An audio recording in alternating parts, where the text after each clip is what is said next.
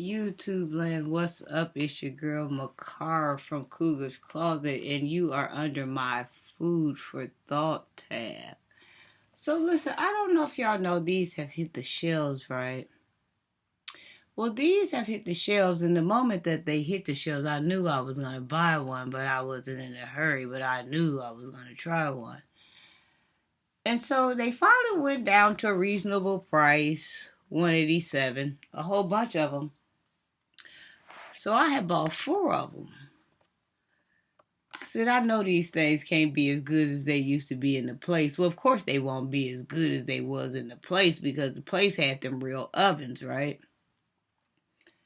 But when I was a kid, I was a Chuck E. Cheese and Showbiz. Yeah, that other place, Showbiz Pizza type of a kid. And so I think in Springfield, Illinois, that was Showbiz that they had, because I used to love that black gorilla. I thought he was the cutest thing to want to be on that piano. I was so in love with him. So I don't know if I ever went to Chuck E. Cheese, but I'm pretty sure they're similar.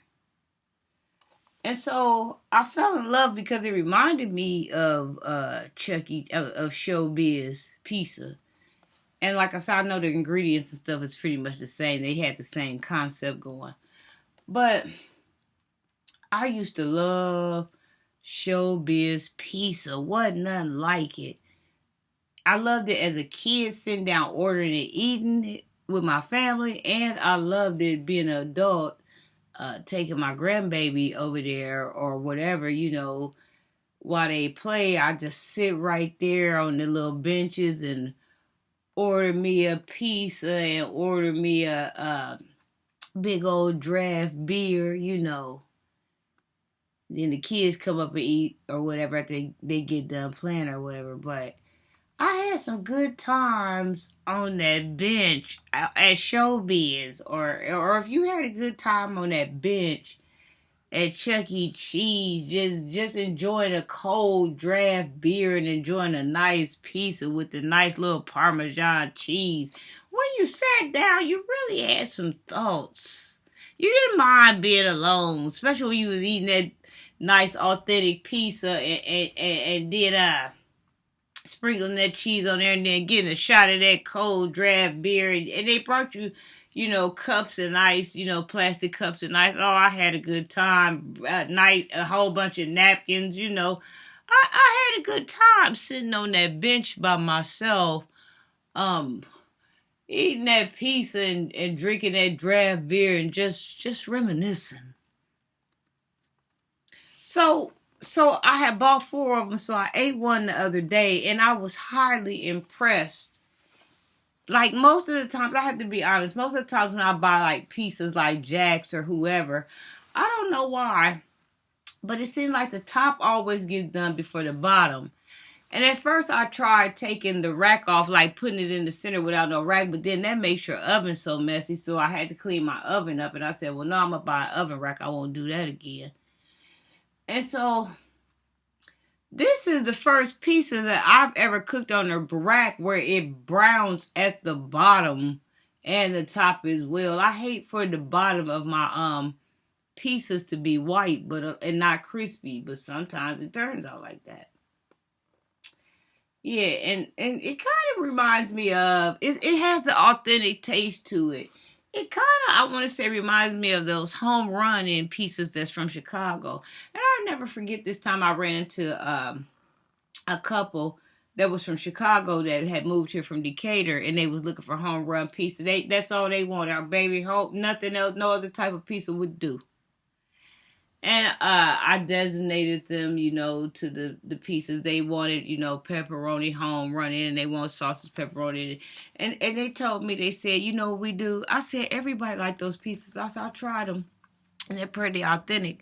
Everybody from Chicago always likes to come by these home run in pieces. And he said, you know what me and my wife do? I said, what?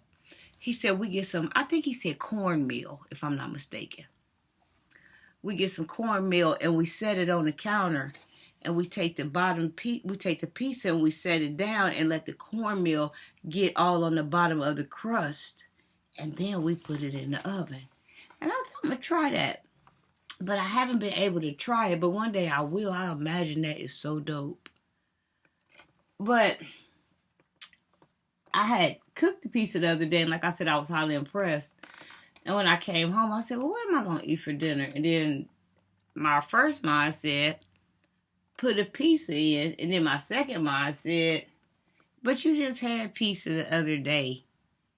And then my third mind kicked in and said, but you know what? Do you know how many people wish they had the opportunity to be able to have a pizza in the comforts of their own home for a second time? Like, come on now, like, really? Like, do you know this is an option for you, even though you claim you in your midst of starvation? And I reflected back to, like, people I see, you know, that's not in also terrific shape. And my fourth mind said, you're gonna have pizza again tonight. You really don't have much of a choice because you say you're not cooking. And you don't have anything else really convenient in there. So it looks like it's pizza again tonight. So I got Chuck E. Cheese in there going, you know, for the 187. So we're piecing it again tonight. I don't know why I didn't think to give me some type of nice beer. Maybe a Heineken or a Corona would have been nice with it, you know.